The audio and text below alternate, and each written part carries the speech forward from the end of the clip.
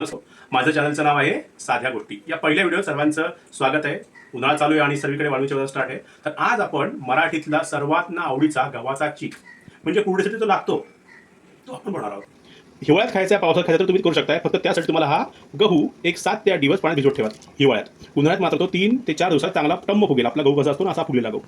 आता आपण काय करणार आहोत, हा गहू फुगलेला गहू घेणार आहोत आणि मिक्सरच्या भांड्यात टाकणार आहोत. पण लक्षात घ्या, रोज गहू जेव्हा आपण भिजत टाकू, म्हणजे आता मी जरा पावशेर गहू ते भिजत टाकलेला आहे, जवळपास पावशेर गहू भिजत टाकायचं आहे पाण्यात आणि रोज 3 दिवस त्याला स्वच्छ पाण्यात धुवायचं आहे.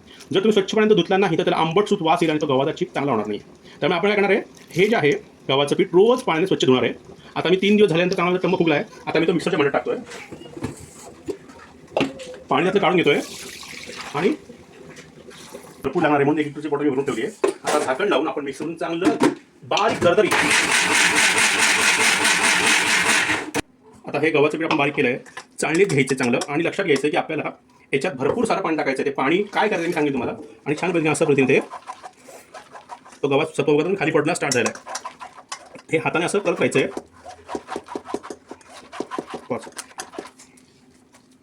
आणि असं बघायला तुम्ही त्याचा पूर्ण तो चीक आहे तो खाली गळला आहे बघा.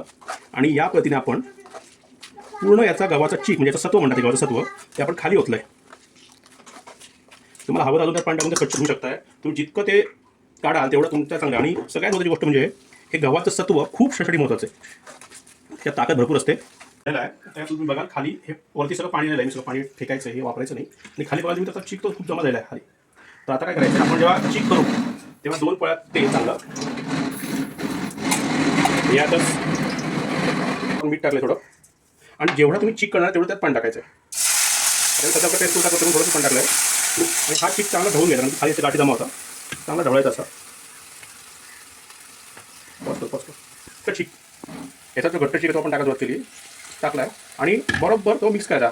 फक्त बघा तुम्ही बघा तो खाली लागायला लागला आहे आणि अशा पद्धतीने आपला बघा पूर्ण घट्ट चीक झाला आहे गव्हाचा.